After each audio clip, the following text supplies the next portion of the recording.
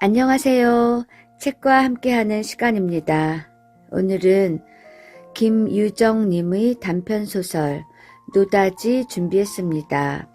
노다지는 1935년에 조선중앙일보 신춘문예에 입선된 금을 소재로 한 김유정의 첫 번째 작품입니다. 1920년대부터 불어닥친 금광 개발 열풍을 배경으로 일확천금을 노리는 인물들이 금이라는 물질 앞에 인간성이 어떻게 무너져 가는지 사실적으로 보여줍니다. 주요 등장인물로는 꽁보와 덕퍼리입니다. 꽁보는 힘은 없으나 금맥을 볼 줄 아는 인물로 덕퍼리에게 목숨을 구제받아 그를 형이라 부릅니다. 그러나 금이라는 물질 앞에서 인간성이 무너집니다. 덕퍼리, 허우대도 크고 힘이 세지만 금맥에 대한 지식은 없는 인물로 꽁보와 떠돌며 잠체를 하지만 후에 배신을 당합니다. 줄거리입니다. 꽁보는 잠체를 하다 발생한 시비에서 덕퍼리에게 목숨을 구제받고 그를 형이라 부른다. 그러던 어느 날 꽁보와 덕퍼리는 지나가던 주막 주인에게서 휴강 중인 금점 이야기를 듣고 금을 캐러 한밤중에 몰래 숨어 들어간다. 금을 캘 시간을 기다리던 중 둘은 막걸리를 나눠 마시며 자신들의 신세에 대한 이야기를 나눈다. 그런 중에 꽁보는 자신의 목숨을 구해준 신세도 갚을 겸 자신의 누이를 덕퍼리에게 시집 보내겠다는 약속을 한다. 이 약속에 덕퍼리는 신이 나고 유달리 어둠에 겁을 많이 내는 꽁보를 업어준다. 산 중턱의 구덩이에 이른 꽁보와 덕퍼리는 좁은 구덩이를 내려가 금맥을 찾는다. 위태로운 구덩이 속에서 그것이 무너질 것을 겁내던 꽁보는 한참 시간이 지난 후 한 덩이의 금도를 캐낸다. 이에 같이 신이 난 덕퍼리는 자신이 나머지 금도를 캐겠다고 말하고 꽁보는 내심 덕퍼리의 적극적인 태도가 두려워진다. 금돌에 대한 욕심이 생긴 덕퍼리가 두 덩이의 금도를 캐내었을 때 갑자기 구덩이가 무너지고 덕퍼리는 돌덩이에 깔린다. 그러나 덕퍼리 비명과 도와달라는 소리를 외면한 채 꽁보는 캐낸 금돌만을 가지고 구덩이를 나와 유유히 사라진다. 작품 속으로 들어가 보겠습니다. 노다지. 금음치랴 캄캄한 밤이었다. 하늘의 별은 깨알같이 총총 박혔다. 그 덕으로 솔숲 속은 간신히 희미하였다. 험한 산중에도 우중충하고 구석배기 외딴 곳이다. 버석만 하여도 가슴이 덜렁한다. 호랑이, 산골 호생원, 만귀는 잠잠하다. 가을은 이미 늦었다고 냉기는 모질다. 이슬을 품은 가랑잎은 바시락 날아들며 얼굴을 축인다. 꽁보는 바랑을 모로베고 풀 위에 꼬부리고 누웠다가 잠깐 깜박하였다. 다시 눈이 띄었을 적에는 몸서리가 몹시 나온다. 형은 맞은편에 그저 웅크리고 앉아는 모양이다. 송님, 인저 시작해 볼라우? 아직 멀었네. 좀 춥더라도 참참히 해야지. 어둠 속에서 그 음성만 우렁차게 그러나 가만히 들릴 뿐이다. 연못을 고치는지 마치 쇠 부딪는 소리와 아울러 부스럭거린다. 꽁보는 다시 옹송그리고 새우잠으로 눈을 감았다. 야기에 옷은 젖어 후줄근하다. 아랫도리가 척 나간 듯이 감촉을 잃고 대고 쑤실 따름이다. 그대로 버뜩 일어나 하품을 하고는 으드들 떨었다. 어디서인지 자박자박 사라지는 발자국 소리가 들린다. 꽁보는 정신이 번쩍 나서 눈을 둥글린다. 누가 오는 게 아니오? 바람이겠지. 쥐들이 설마 알라고? 신청부 같은 그 대답에 저기 맘이 놓인다. 신청부란 걱정이 많아 사소한 것은 돌아볼 마음의 여유가 없는 것입니다. 곁에 형만 있으면야 몇 놈쯤 오기로서니 그리 쪼일 게 없다. 적삼이 깃을 여미며 휘돌아 보았다. 감때 사나운 큰 바위가 반드기는 하늘을 찌를 듯이 삐죽 솟았다. 그 양 어깨로 자지레한 바위는 뭉글뭉글한 놈이 검은 구름 같다. 그러면 이번에는 꿈인지 호랑인지 영문 모를 그런 험상궂은 대가리가 공중에 불끈 나타나 두리번거린다. 사방은 모두 이따위 산에 둘렸다. 바람은 뻔질나게 구르며 습기와 함께 낙엽을 풍긴다. 을씨년슬의 샘물은 늘상 쫄랑쫄랑 금시라도 시커먼 산 중턱에서 호랑이 불이 보일 듯 싶다. 꼼짝 못할 함정에 든 듯이 소름이 쭉 돋는다. 꽁부는 너무 서먹서먹하고 허전하여 어깨를 으쓱 올린다. 몹쓸 놈의 산골도 다 많어이 산골마다 모조리 요지경이람. 이러고 보니 몹시 무서운 기억이 눈앞으로 번쩍 지난다. 바로 작년 이맘때다. 그날도 오늘과 같이 밤을 도와 잠채를 하러 갔던 것이다. 잠채란 광물을 몰래 채굴하거나 채취함을 뜻합니다. 회양 근방에서 가장 험하다는 마치 이렇게 휘하고 쓸쓸하고 낯선 산골을 기어 올랐다. 꽁부의 덮어리 그리고 또 다른 동무 셋과 초저녁부터 내리는 보슬비가 웬일인지 그칠 줄을 모른다. 붕 하고 난데없이 이는 바람에 안기어 비는 낙엽과 함께 몸에 부딪고 또 부딪고 하였다. 모두들 입 벌릴 기력조차 잃고 대구 부들부들 떨었다. 방금 넘어올 듯이 덩치 커다란 바위는 머리를 불쑥 내대고 길을 막고 한다. 그놈을 끼고 캄캄한 절벽을 돌고 나니 땀이 등줄기로 쭉 내려 흘렀다. 게다가 언제 호랑이가 내닫는지 알 수 없음에 가슴은 펄쩍 두근거린다. 그러나 하기는 이제 말이지 용케도 해먹긴 하였다. 아무렇든지 5놈이 30길이나 넘는 암굴에 들어가서 1시간도 채 못되자 광석을 2포대나 실이 따 올렸다마는 문제는 나눠먹기에 있었다. 어떻게 이놈을 나누면 서로 억울치 않을까. 꽁부는 금점에 남다른 이력이 있느니만큼 제가 선뜻 맡았다.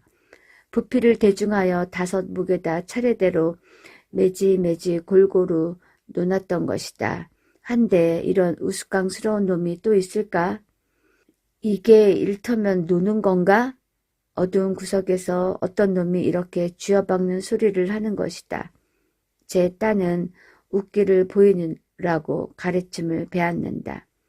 그럼 꽁부는 어이없어서 그쪽을 뻔히 바라보았다. 이건 우리가 늘 하는 격식인데 이제 와서 새삼스럽게 심수를 부릴 것이 아니다. 아니, 요게 내 거야? 그럼 누군 날벼락을 맞았단 말인가? 아니, 이 구덩이를 먼저 낸 것이 누군데 그래? 누구고 세고 알게 뭐 있나? 그 미순이 땄고 땄으니 노났지. 알게 없다? 내가 없어도 네가 왔니? 이 새끼야? 이런 숙매뿌레. 꿀돼지 제 욕심채기로 너만 먹자는 거야? 바로 이 말에 자식이 욱하고 들이덤볐다. 무지한 두 손으로 꽁부의 멱살을 잔뜩 움켜쥐고 흔들고 지랄을 한다. 꽁부가 체수가 작아 좀팽이라 쳐들고 한창 얕본 모양이다. 비를 맞아가며 숨이 콕 막히도록 시달리니 꽁부도 화가 안 날 수 없다. 저도 모르게 어느덧 감석을 손에 잡자 놈의 골통을 패뜨렸다 하니까 이놈이 꼭 황소같이 씩 하더니 꽁보를 피어난 돌 위에다 집어 때렸다. 그리고 깔고 앉더니 대뜸 벽체를 들어 곁 갈빗대를 휙 하도록 아주 몹시 호되게 갈겼다.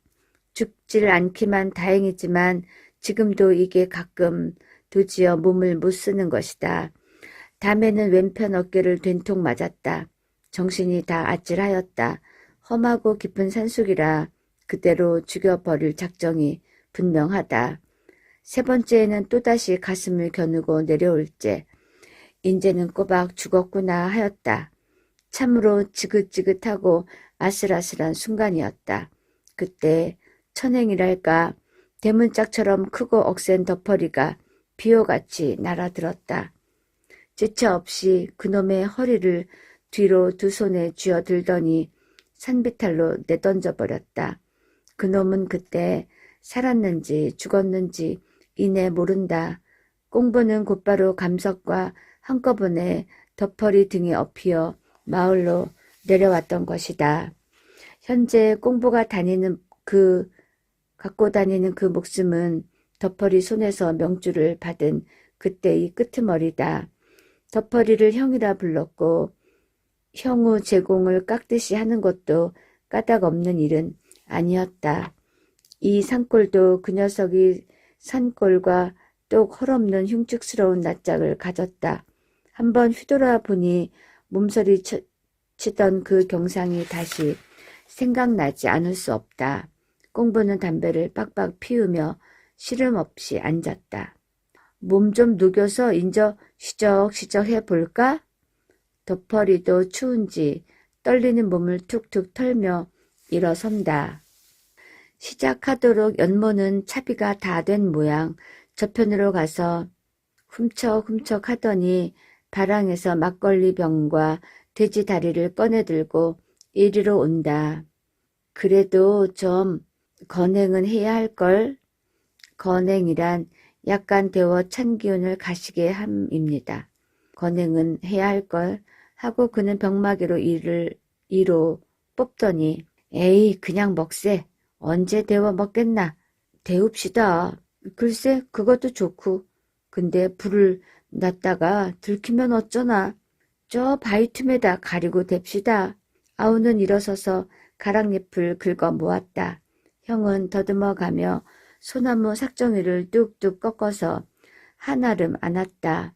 평풍과 같이 바위와 바위 사이에 틈이 벌었다. 그 속으로 들어가 그들은 불을 놓았다. 그어 맛 좋다이. 형은 한 잔을 쭉 켜고 거나하였다. 칼로 돼지고기를 저며 들고 쩍쩍 씹는다. 아까 술집 계집 봤나? 왜 그류? 어떻든가? 아주 똑 땄대 그거 참. 하고 그는 눈을 불빛에 끔벅거리며 싱글싱글 웃는다. 1년이면 12달 줄창 돌아만 다니는 신세였다. 오늘은 서로 내일은 동으로 조선 천지의 금전판 치고 아니 집적거린 데가 없었다. 언제나 나도 그런 계집 하나 만나 살림을 좀 해보누 하면 무거운 한숨이 절로 안 날 수 없다. 거 계집 있는 게 한결 낫겠더군 하고 저도 열적을 만큼 시풍스러운 소리를 하니까 글쎄요 하고 꽁보는 그 얼굴을 빤히 쳐다보았다. 이날까지 같이 다녀야 그런 법 없더니만 왜 별안간 계집 생각이 날까. 별일이로군. 하긴 저도 요즘으로 부쩍 그런 생각이 무룩무룩 안 나는 것도 아니지만 가을이 늦어서 그런지 호랍이 마주 앉기만 하면 나는 건 그 생각뿐. 송님 장가둘라우? 어디 웬 계집이 있나? 글쎄 하고 꽁보는 그 말을 제치다가 언뜻 이런 생각을 하였다. 제 누이를 주면 어떨까? 지금 그 누이가 충주 근방 어느 농꾼에게 출가하여 자식을 둘씩이나 낳았다마는 매우 반반한 얼굴을 가졌다. 이걸 준다면 형은 무척 반기겠고 또한 목숨을 구해준 그 은혜에 대하여 손시세도 되리라. 송님, 내 누이를 주라우? 누이? 썩 이쁘. 송님이 보면 아마 단박 반알이다. 덧퍼리는 다음 말을 기다리며 다만 벙벙하였다. 불빛에 이글이글하고 검붉은 그 얼굴에는 만족한 미소가 떠올랐다. 그 누이에 대하여 칭찬은 전일부터 많이 들었다. 그럴 적마다 속중으로는 슬며시 생각이 달랐으나 차마 이렇다 토설치는 못했던 터이였다. 어떻수? 글쎄 그런데 살림하는 사람을 그리 되겠나? 하며 뒷심은 두면서도 어정쩡하게 물어보았다. 그리고 어울리지 않게 몸을 위아래로 흔들어대고 술을 따라서 아우에게 권하다가 반이나 엎질렀다. 그야 돌려 빼면 그만이지 누가 뭐를 테유. 공부는 자신이 있는 듯이 이렇게 선언하였다. 덧퍼리는 아주 좋았다. 팔짱을 딱 찌르고 눈을 감았다. 나도 이제 계집 하나 안아보는구나. 아마 그 누이란 썩 이쁠 것이다. 어동통하고 아양스럽고 이런 계집에 틀림없으리라. 그럴 필요도 없건만은 그는 벌떡 일어서서 주춤주춤하다가 다시 펄썩 앉는다. 언제 가려나? 가만히 쑤 이거 해가지고 내일 갑시다. 오늘 일만 잘 되면 내일로 곧 떠나도 좋다. 충청도라야 강원도 역경을 지나 7, 80리 걸으면 그만이다. 내일 해껏 걸으면 모레 아침에는 누이 집을 들러서 다른 금점으로 가리라 예정하였다. 그런데 이놈의 금을 언제나 좀 잡아 볼는지 아득한 일이었다. 빌어먹을 거 언제쯤 재수가 좀 터보나. 꽁보는 뜯던 돼지 뼈다귀를 내던지며 이렇게 한탄하였다. 염려 말게. 어떻게 되겠지? 오늘은 꼭 노다지가 터질 테니 두고 보려나? 자키 좋겠수. 그렇거든 고만 들어 앉읍시다. 이를 말인가? 이게 참 할 노릇을 하나 이제 말이지. 그들은 몇 번이나 이렇게 둘이 몰래 짜고 약속했는지 그 수를 모른다. 네가 노다지를 만나든 내가 만나든 둘이 똑같이 나눠가지고 집을 사고 계집을 얻고 술도 먹고 편히 살자고. 그러나 여태껏 한 번이라도 그렇게 해본 적이 없으니 매양 헛소리가 되고 말았다.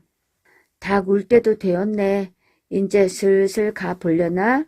덧퍼리는 선뜻 일어서서 바랑을 걸어지다가 꽁보를 바라보았다. 몸이 또 도지는지 불 앞에서 오르르 떨고 있는 것이 퍽이나 치근하였다. 여보게 내 혼자 해 가져올게. 불이나 쬐고 거기 있으려나? 뭘 갑시다. 꽁보는 꼬물꼬물 일어서며 바랑을 메었다. 그들은 발로다 불을 비벼 끄고는 거기를 떠났다. 산에 고를 엇비스시 돌아오르는 샛길이 놓였다. 좌우로는 솔, 잣, 밤, 단풍 이런 나무들이 울창하게 꽉 들어박혔다. 그 밑으로는 자갈 아니면 불퉁바위는 예제없이 마냥 뒹굴었다. 한갓 시커먼 그 암흑 속을 그들은 더듬고 기어오른다.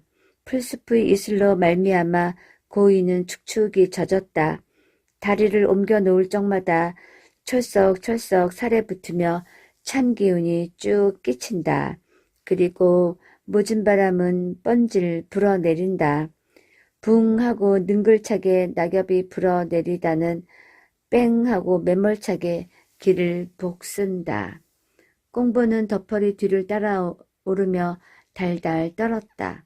이게 지랄인지 난장인지 세상에 짜장 못해 먹을 건 금전 빼고 다시 없으리라. 금이 다 무엇인지 요 짓을 꼭 해야 한담. 게다 건뜻하면 서로 두들겨 죽이는 것이 일. 참말이지 금장이 치고 순한 놈을 못 봤다. 몸이 걸릴 적마다 지겹던 과거를 연상하며 그는 다시금 몸에 소름이 돋았다. 그러자 맞은편 산 수풀에서 큰 불이 얼른하였다. 호랑이! 이렇게 놀라고 덧퍼리 허리에 가 덥석 달리며 저게 뭐유? 하고 다르르 떨었다. 뭐? 저거 아니 지금은 없어졌네. 그게 눈이 어려서 했거지 뭐야.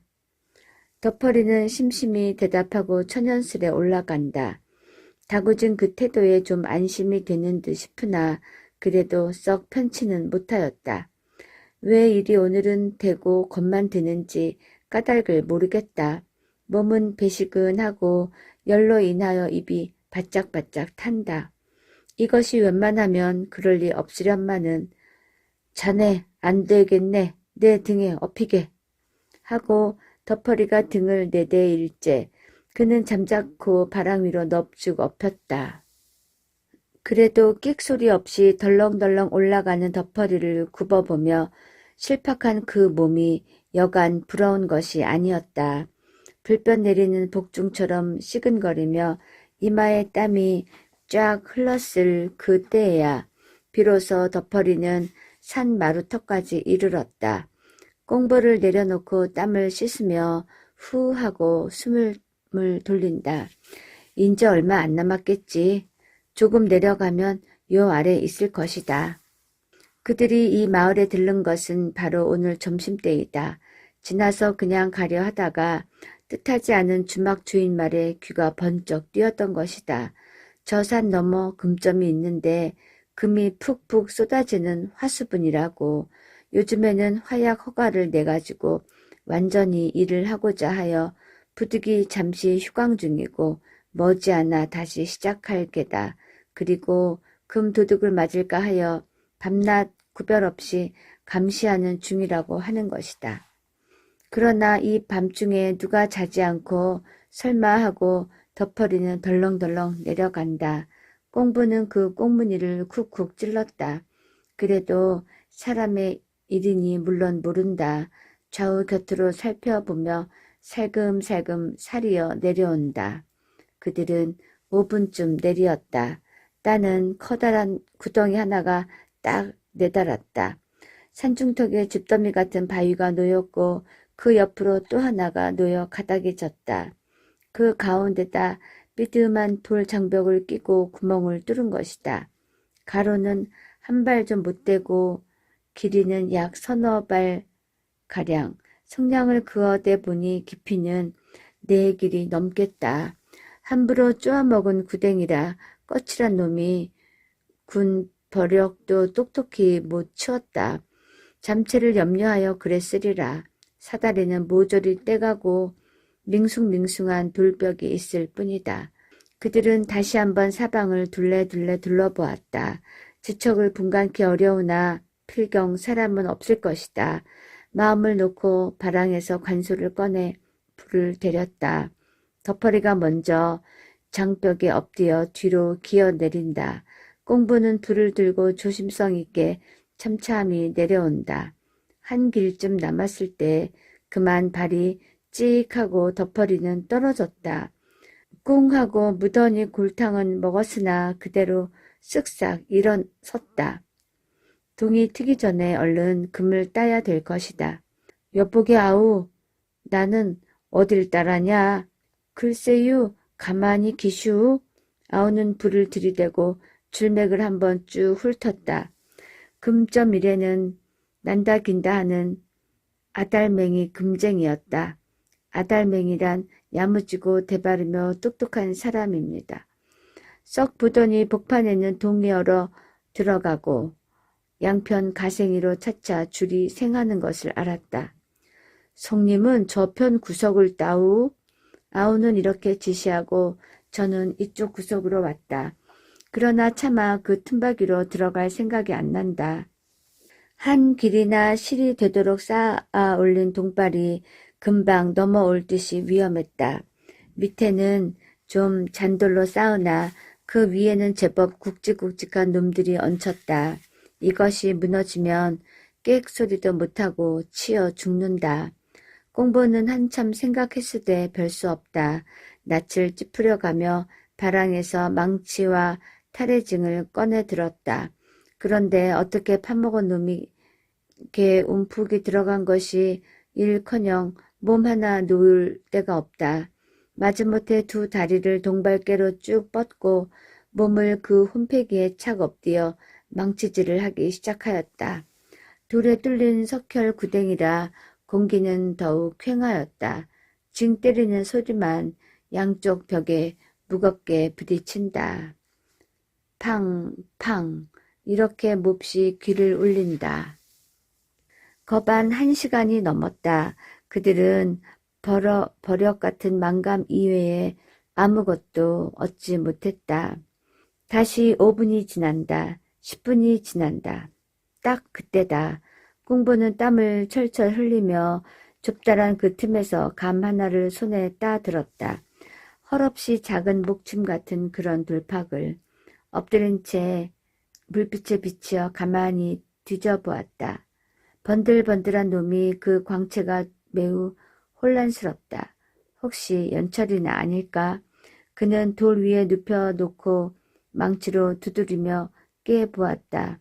좀채 하여서는 쪽이 잘 안 나갈 만치 쫀득쫀득한 금돌. 그는 다시 집어들고 눈앞으로 바싹 가져오며 실눈을 떴다. 얼마를 뚫어지게 노려보았다. 무작정으로 가슴은 뚝딱거리고 마냥 들랜다. 이 돌에 박힌 금만으로도 모르면 몰라도 하치 10량쯤은 되겠지. 1,000원? 1,000원? 그건 뭐야? 덮어리는 이렇게 허둥지둥 달겨들었다. 노다지 하고 풀 죽은 대답. 응? 노다지? 하기 무섭게 덮어리는 우삑 짓삑 그 돌을 받아들고 눈에 들이댄다. 척척 휠만치 들어박힌 금. 우리도 이젠 팔자를 고치느나. 그는 껍적껍적 엉덩춤이 절로 난다. 이리 나오게 내 땀새. 그는 아우의 몸을 번쩍 들어 내놓고 제가 대신 들어간다. 역시 동발깨로 다리를 쭉 뻗고는 그 틈박 위에 덥석 엎드렸다. 몸이 워낙 커서 좀 둥개이나 아무렇게도 아우보다 힘이 났겠지. 그 좁은 틈에 탈의징을 꽂아 박고 씩씩씩 하고 망치로 때린다. 꽁보는 그 앞에 서서 시무룩하니 흥이 지었다. 금점일로 할지면 제가 선생님이요. 형은 제 지휘를 받아왔던 것이다. 뭘 안다고 풋등이가 어줍대는가. 돌쭉 하나 변빈이 못 떼낼 것 같이. 그는 형의 태도가 심상치 않음을 얼핏 알았다. 금을 보더니 완연히 변한다. 저 곡괭이 좀 집어주게. 형은 고개도 아니 들고 소리를 뻑 지른다.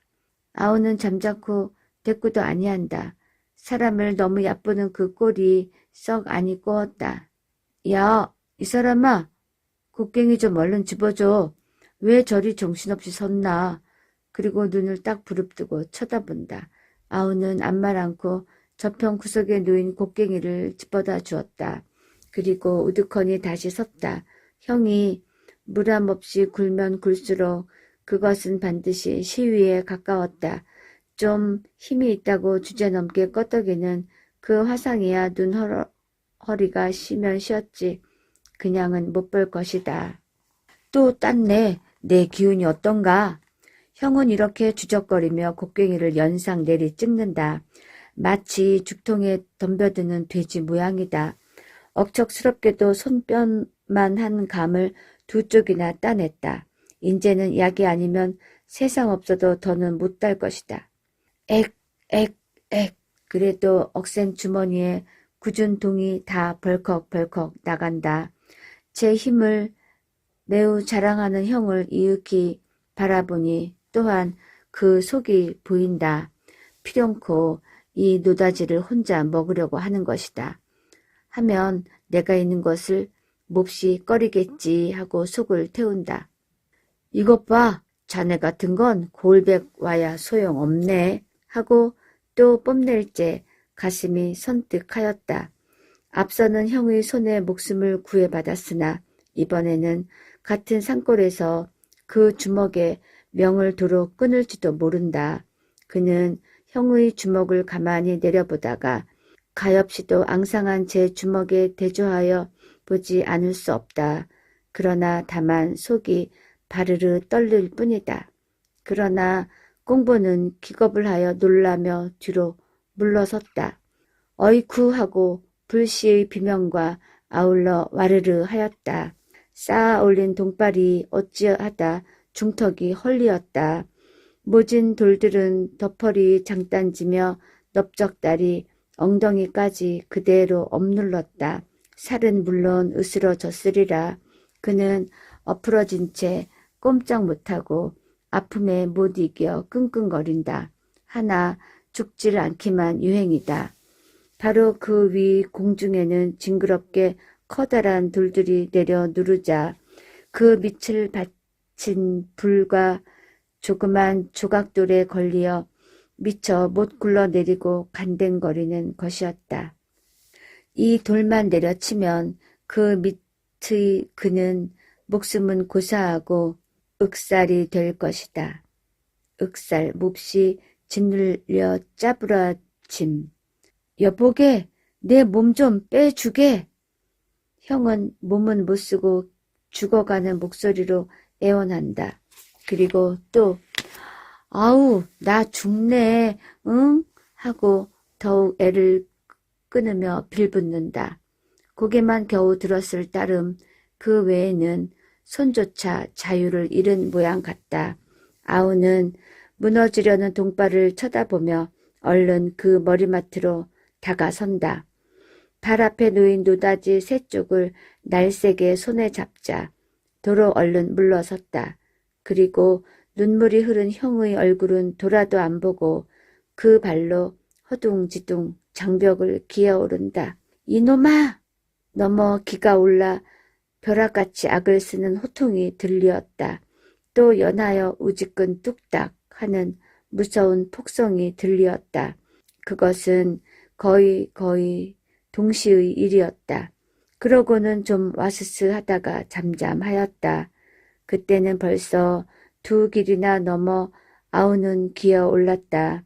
군문까지 다다랐을 때 그는 머리만 내밀어 사방을 두릿거리다 그림자까지 사라진다. 덮어리의 형체는 보이지 않는다. 침침한 어둠 속에 단지 굵은 돌멩이만이 쫙 흩어졌다. 이쪽 마구리의 타다 남은 화롯불은 바야흐로 질듯 껌벅거린다. 그리고 된바람이 하고는 군문께서 모래를 짜륵짜륵 들이뿜는다. 여기까지 노다지였습니다.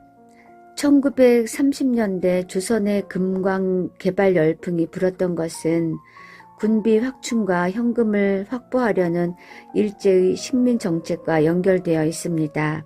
일제는 조선에서의 금광 채굴에 적극적으로 나섰고 많은 조선인은 일확천금을 꿈꾸고 금광 개발에 참여했습니다. 금광 개발에는 농민이나 도시 하층민뿐만 아니라 지식인층까지 적극적으로 그 열풍에 뛰어들었습니다. 여기에 이태준, 최만식, 김기진 등의 문인들도 합세했습니다. 김유정도 1932년경 매형의 권유로 금광 현장 감독을 맡으며 금광에서 생활했다고 합니다. 이러한 금광에서의 체험이 노다지, 금 따는 콩밭 등의 작품에 녹아들어 있습니다.